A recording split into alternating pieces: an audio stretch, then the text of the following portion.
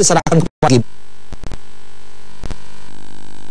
Dan Saudara Rois Amsuriah PBNU Ahmad Isyomudin turut dihadirkan tim kuasa hukum Ahok sebagai ahli agama dalam sidang kasus dugaan penodaan agama kali ini.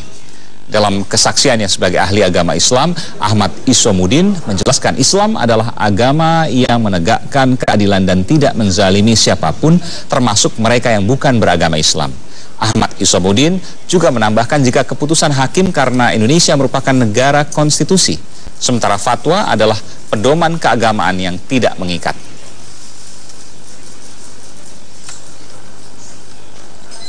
Islam adalah agama yang ingin menegakkan keadilan dan menghindarkan setiap kezaliman terhadap manusia siapapun apapun agamanya.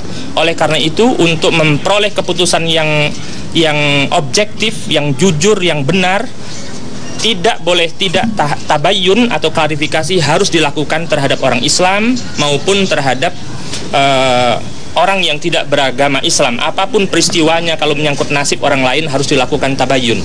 Tabayun sangat penting, karena tidak tabayun itu bukti terburu-buru. Al-ajalatu minasyaiton, terburu-buru itu termasuk perbuatan setan.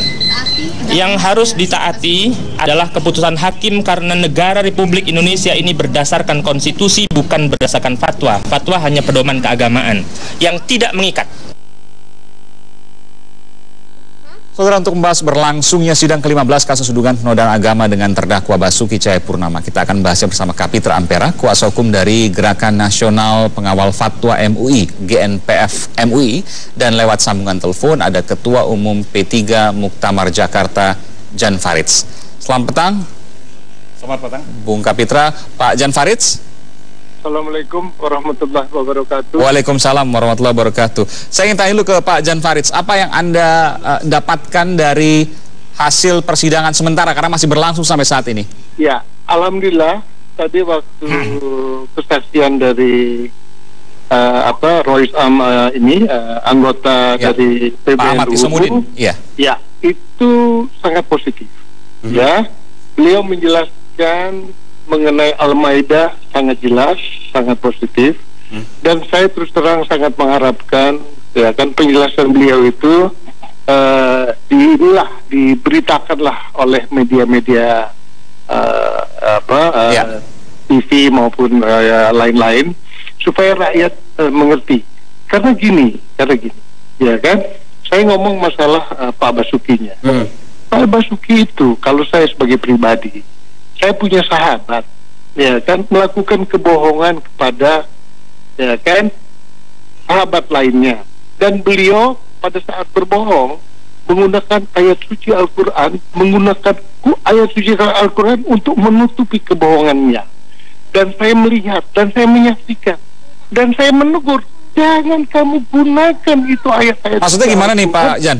Nah, saya nggak mengerti, maksudnya melakukan kebohongan dengan ayat Al-Quran, maksudnya gimana nih Pak Jan?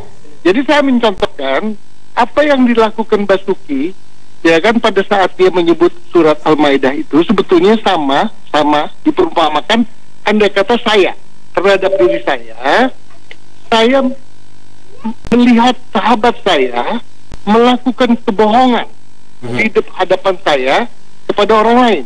Nah, saya menegur seperti Ahok menegur, mengingatkan jangan menggunakan ayat suci Al-Quran.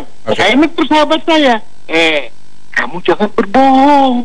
Kamu tidak boleh kalau berbohong itu jangan gunakan ayat suci Al-Quran untuk menutupi kebohongan kamu. Dosa kamu, nggak betul kamu. Saya negur itu ke sahabat saya. Masa saya dibilang menghina ayat suci Al-Quran? Salah itu. Nah, itu yang nomor satu. Saya berpendapat bahwa Anda mengatakan bahwa tidak mungkin Pak Ahok itu kemudian melakukan hal ini, melakukan kebohongan dengan menggunakan ayat suci. Tidak. Beliau tidak bermaksud melakukan penistaan agama. Beliau mengingatkan kepada politisi busuk untuk tidak menggunakan ayat suci Al-Quran untuk membohongi. Tapi kan yang menggunakan ayat Al-Quran bukan hanya politisi busuk, Pak Jan. Ada ulama-ulama juga yang menggunakan itu. Ada ulama-ulama yang menggunakan itu karena saya nggak boleh ngomong, ya kan? Ya kan nggak elok lah. Masa sih orang? Artinya Anda mengelompokkan kalau seandainya Ahok tidak boleh disolatkan, dia mana tahu itu orang milih Ahok apa kagak, enak aja. Nggak ada kaitan dengan itu Pak Jan. tidak ada kaitan dengan itu sidang ini. Itu ada hal yang lain yang luar. Tapi yang saya tanyakan, tidak, apakah hanya politisi busuk yang melakukan hal itu, membawa ayat suci Al-Quran untuk kemudian terkait dengan pilkada, atau juga ada ulama? Bagaimana menurut pandangan Pak Jan? Saya nggak berani komentar kalau mengenai ulama, ya kan? Saya takut kesalahan. Tapi kalau politisi busuk memang banyak yang gunakan, dan mohon maaf, ya, yang namanya politisi-politisi ini yang ngomong 1, 2, dan 3 di provinsi-provinsi lain, di 22 provinsi, mereka ini memilih, ya kan, calon baik gubernur, bupati maupun wali kota yang non muslim. Iya, iya. Artinya mengatakan bahwa tiba-tiba dibilang haram. Pak Ahok itu mengatakan itu hanya untuk politisi busuk, bukan untuk yang lain. Hanya untuk politisi. Hanya untuk politisi busuk. Saya ke Hanya Bung untuk Kapitra. politikus busuk, tidak untuk orang lain. Ya, Ya. saya tidak mengerti terminologi soal politisi busuk. Jadi maksudnya? Harusnya jelas siapa yang politisi busuk itu. Politisi busuk yang terkait dengan pilkada, artinya orang yang memusuhi artinya Ahok kalau di dia pilkada. mengatakan, Bisa jelaskan ini? iya, kalau dia mengatakan politisi busuk memakai Al-Maidah, ini sangat tendensius. Kenapa? Ya. Nah, bagaimana mungkin dia suatu kitab suci dipakai oleh orang-orang jahat untuk menjahati orang lain? Yang jelas adalah bahwa ini Pak Ahok melakukan penodaan atas Al-Maidah, bukan atas isinya apa. Karena kata bohong itu distraktif, kata bohong itu merendahkan, kata bohong itu kata jahat. Jadi Al-Maidah dipakai untuk kejahatan yang dilakukan oleh orang-orang jahat. Lo mana mungkin bisa nyambung kejahatan dengan alat Tapi kejahatan. kan mungkin saja ada politisi busuk, politisi yang kemudian menggunakan hal ini, politisi yang menggunakan ayat-ayat yang lain, mungkin saya bukan dari Quran juga, mungkin dari Injil, dari yang lain, kan bisa saja, Pak. Kita ada kan kemungkinan suka kesana. menjustifikasi begitu. Ini Al-Quran ditulis, sudah difirmankan oleh Allah, ya toh, menjadi satu kesatuan dari Al-Maidah itu satu kesatuan dari suatu kitab suci, menjadi guidance of life umat Islam. Jadi tidak bisa dipakai oleh orang-orang yang busuk. Kalau semua orang dijustifikasi begitu, yang membawanya Al-Quran ini juga akan sama jadi nanti. Ya, terus yang ulama-ulama yang mendakwahkan juga sama. Ini masalahnya jangan dipindahkan pada maknanya isi Al-Maidah yang dicoba apa yang harus difokuskan di sini? Yang difokuskan kepada kata pakai surat Al-Maidah, dibohongi pakai dan dibodohi. Kata dibohongi dan dibodohi ini kata-kata yang merendahkan, kata-kata yang distraktif. Itu yang kemudian menyinggung perasaan dan kemudian akhirnya diajukan ke pengadilan. Yang diserang ini bukan masyarakat, yang diserang ini kitab suci. Objeknya itu Al-Quran. Tapi kalau menggunakan kata pakai kan berarti ada orang yang menggunakan, artinya orang. Berarti orang memakai sesuatu. Saya mengutip tadi apa yang disampaikan pada ahli bahasa ya. Kalau tidak menggunakan kata pakai, itu betul ayat sucinya, Al-Qurannya. Tapi kalau menggunakan kata pakai, berarti orangnya. Ada dua. Kita punya hal yang berbeda. Ada dua subjek. Kalau tidak pakai, tidak ada kata pakai, berarti langsung pada Al-Qurannya saja. Betul. Kalau ada kata pakai, Al-Quran dan orang yang memakai. Oh, dua-duanya ini menurut Anda? Dua-dua. Jadi Anda tidak setuju dengan ahli bahasa yang tadi disampaikan? Lo jauh benar, saya nggak setuju. Kenapa? Maknanya jadi bias. Jadi kalau ada kata pakai, bukan hanya orang, tapi orang dan ayat sucinya. Al-Qurannya, Al-Maidahnya, dan orang yang memakainya. Jadi Al-Maidahnya jadi kejahatan, orang yang memakai ini orang jahat. Oke, saya tanyakan ke Pak Jan Farid. Tadi sebenarnya sudah ada di ahli, tapi ahli yang meringankan dari pihak Pak Ahok. Katakan bahwa kalau pakai kata pakai, supaya nggak bingung, kalau menggunakan kata pakai, artinya orangnya. Tapi kalau seandainya tidak menggunakan kata pakai, maka Al-Qurannya atau sucinya. Gini. Pada saat kesaksian beliau itu menyampaikan kepada majelis hakim. Itu beliau melihat video itu yang waktu 1 jam 48 menit atau 38 menit. 1 jam 48 menit, ya. Ya, dia melihat secara keseluruhan dan dia tidak melihat bahwa Ahok itu bermaksud melakukan penghinaan terhadap. Akan berbeda Pak Jan ketika apakah ada dipotong 30 second, 30 detik dengan 1 jam 48 menit. Akan berbeda artinya. Ya, itu sama. Kita harus melihat cerita itu seutuhnya. Jangan lihat ya tempalan. Kalau lihat tempalan, artinya bisa 1 juta kali. Kalau sempalan, kita ngomong cinta itu kalimatnya itu. Apa yang membedakan Pak Jans? Segala macam gitu loh. Ketika melihat hanya 30 detik dan ketika melihat penuh 1 jam 48 menit, apa yang Anda tangkap di situ? Beda. Kalau 1 jam 48 menit ngerti ini lagi cerita apa, lagi dongeng apa. Kalau lihat di ujung 30 detik apa yang dilihat? Nah, itu namanya fitnah. Mohon maaf, saya berani ngomong. Itu namanya fitnah. Karena mengambil hanya 30 detik itu. Iya dong, 30 detik terus menyatakan 1, 2, 3, 4, 5 enggak fair. Oke, saya lihat dong yang utuhnya. Gitu kalau kita lihat utuh, maka semakin jelas perbuatan penodaannya. Kenapa 1 jam 48 menit Anda menilai malah semakin utuh? Semakin utuh kejahatannya.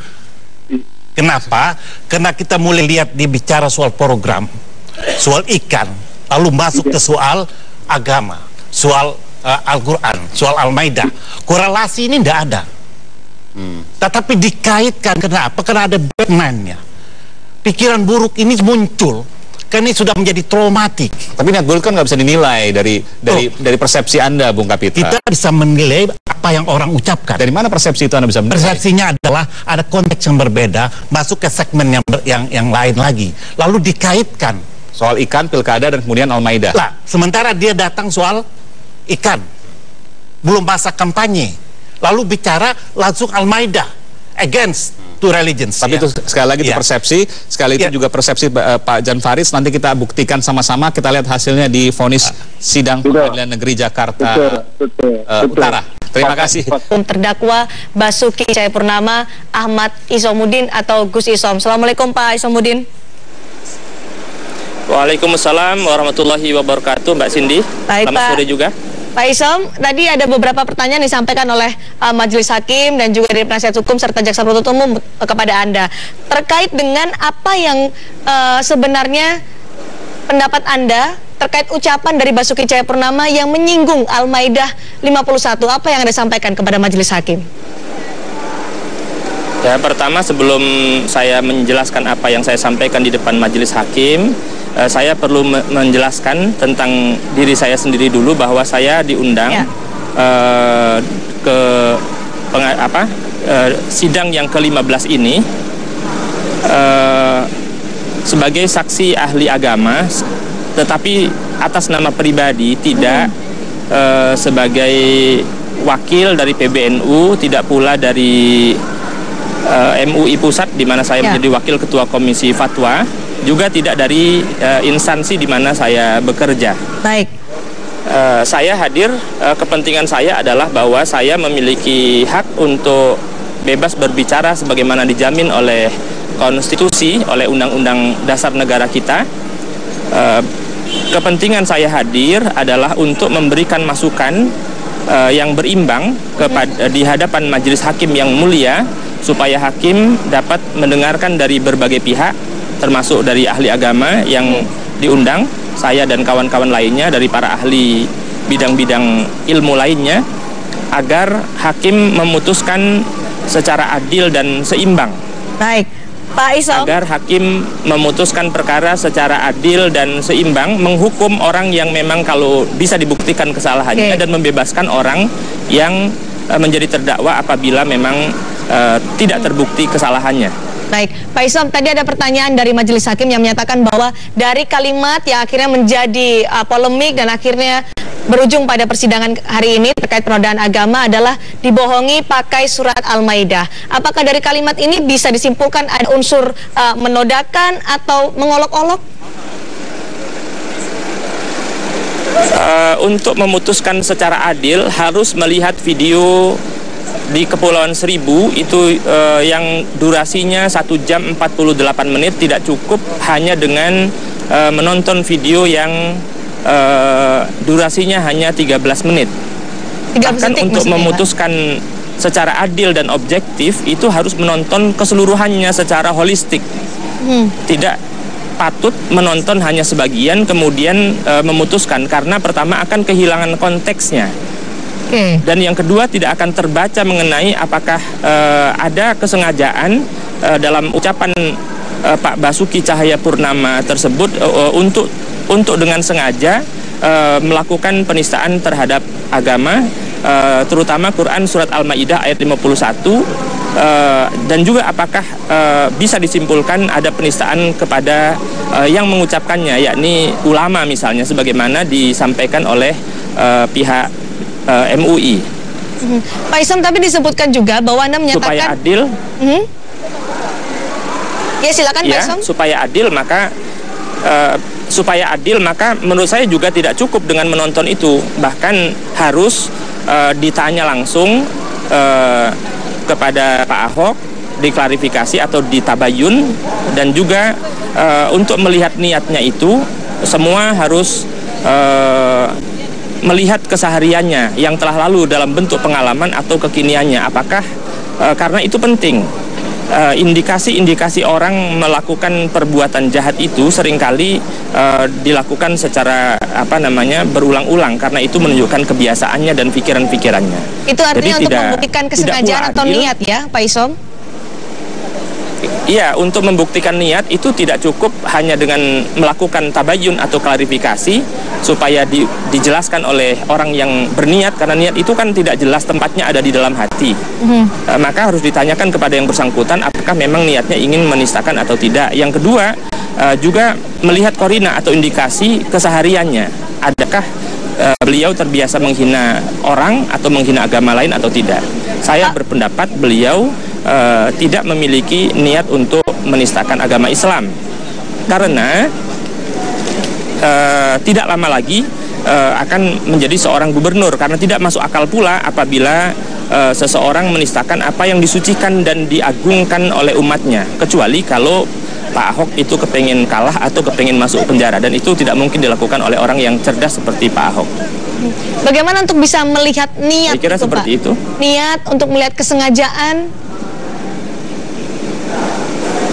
Ya, untuk melihat niat itu pertama dengan menanya langsung kepada dia, kepada Pak Basuki Cahayapurnama. Nah, kemudian juga melihat pengalamannya pada masa lalu, ada nggak kebiasaan dia menghina agama orang lain, menghina agama Islam. Kebiasaan-kebiasaan itu penting sebagai korina, sebagai indikasi untuk membaca niat yang tempatnya ada di dalam hati. Baik. Artinya justifikasi atau tudingan tanpa adanya cross check atau mungkin tabayun yang seperti Anda sampaikan itu tidak akan valid atau tidak bisa dibenarkan. Iya, saya kira Islam ini adalah agama yang memerintahkan penganutnya agar adil terhadap semua orang, baik terhadap sesama muslim maupun terhadap sesama manusia yang lainnya yang beda agama dan sebagainya. Sikap adil ini dan sikap objektif ini menjadi sangat penting. Tabayun atau klarifikasi itu menjadi jembatan untuk bisa berlaku adil. Tabayun itu memerlukan kesabaran. Maka kalau orang tidak melakukan tabayun, patut diduga memutuskan suatu perkara secara terburu-buru. Memutuskan secara terburu-buru itu dalam hadis dilarang. Ya, karena al-ajalatu minasyaiton, bahwa terburu-buru atau tergesa-gesa termasuk perbuatan setan. Ya, yang dikhawatirkan adalah memutuskan suatu perkara menyangkut nasib orang lain dengan tidak adil atau menzolimi orang lain. Akibatnya orang yang hakikatnya tidak bersalah kemudian dipenjarakan, dan kita tidak ingin orang salah masuk penjara, tidak masuk penjara, dan kita ingin agar orang yang benar juga tidak dihukum. Terkait dengan pernyataan Basuki Cahayapurnama terdakwa dalam kasus ini, Anda menyatakan pernyataan ini harus dilihat secara holistik agar tidak bisa lepas dari konteks. Perlu diteliti atau dilihat dari berbagai sisi. Sisi mana saja itu, Pak Isom? Ya, saya kira saksi fakta. Pertama, saksi fakta. Orang yang betul menyaksikan, bukan orang yang mendapat kabar. Karena di dalam Islam itu ada pernyataan laisal khabar kal ayan. Informasi itu tidak seperti menyaksikan langsung. Karena informasi itu ada kemungkinan berdusta, tapi menyaksikan langsung kemungkinan dusta itu tidak ada. Oleh karena itu menjadi penting adanya untuk melakukan penilaian secara objektif dan jujur terhadap kasus ini. Ketika banyak orang menyatakan bahwa apa yang disampaikan oleh Basuki Cahayapurnama tidak sesuai dengan suasana atau kegiatan pada saat itu di Kepulauan Seribu yang akhirnya berujung pada laporan-laporan dan akhirnya disidangkan pada hari ini juga. Menurut Anda, apakah yang disampaikan oleh Basuki Cahayapurnama pada saat itu keluar konteks hingga akhirnya membawa surat Al-Maidah ayat 51 dan berujung pada hal-hal seperti ini, Pak Isom? Menurut saya tidak keluar konteks, karena itulah yang terlintas dalam pikiran Bapak Ahok atau Bapak Basuki Cahayapurnama, sehingga dilepaskan saja tanpa diiringi niat untuk menistakan Quran surat Al-Maidah ayat 51 dan apalagi para ulama, karena itu tidak masuk akal kecuali dia ingin kalah. Dia kan kepengen jadi gubernur. Kenapa kemudian menistakan Al-Quran yang sangat diagungkan dan disucikan oleh para pemilihnya? Oleh karena itu saya berkesimpulan beliau tidak sengaja. Anda menyatakan bahwa Basuki Cahayapurnama tidak sengaja, tidak ada unsur kesengajaan di sana? Tidak ada unsur kesengajaan untuk melecehkan, menistakan karena dalam kesehariannya juga tidak ada kebiasaan dia untuk merendahkan umat Islam. Bahkan saya melihat juga program-programnya banyak menguntungkan umat Islam. Dan sangat islami menurut saya, penutupan tempat-tempat pelacuran, perjudian dan sebagainya, saya kira harus diapresiasi oleh umat Islam bahwa itu menguntungkan masyarakat banyak. Yang juga sesuai dengan kaidah fikih tasarruful imam ala ra'iyah manutun bil masalah, tindakan pemimpin atas rakyat harus mengacu kepada kemaslahatan bersama. Baik, yang juga dipermasalahkan ketika dalam pernyataan Basuki Cahayapurnama adalah menggunakan kata pakai, atau menggunakan kata pakai surat Al-Maidah ayat 51. Kata pakai ini apakah dalam konteksnya sebagai keilmuan Anda, ahli agama, ini juga membuat atau menjadikan poin atau faktor penting dalam menunjukkan kesengajaan atau niat menodaikan agama? Ya, pertanyaannya ini akan lebih patut tidak diajukan kepada saya sebagai ahli agama, tetapi lebih patut ditujukan kepada ahli bahasa. Oke. Tapi ketika itu apakah menjadi suatu sisi yang juga harus diperdalam untuk bisa menjelaskan konteks secara holistik dalam pernyataan yang disampaikan oleh Basuki Cahayapurnama ketika itu?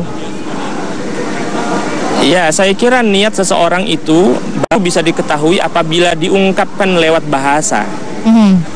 Maka untuk membahasnya memerlukan ahli bahasa, kendati pun ternyata ahli bahasa juga berbeda pendapat, sebagaimana ahli agama berbeda pendapat, sebagaimana ahli hukum pidana juga berbeda pendapat dalam masalah ini.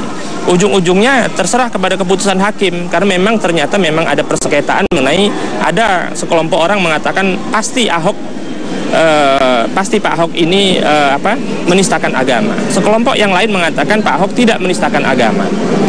Nah, persengketaan semacam ini memang patut diselesaikan di hadapan hakim, dan apapun yang diputuskan oleh Dewan Hakim, masyarakat Indonesia harus menerimanya.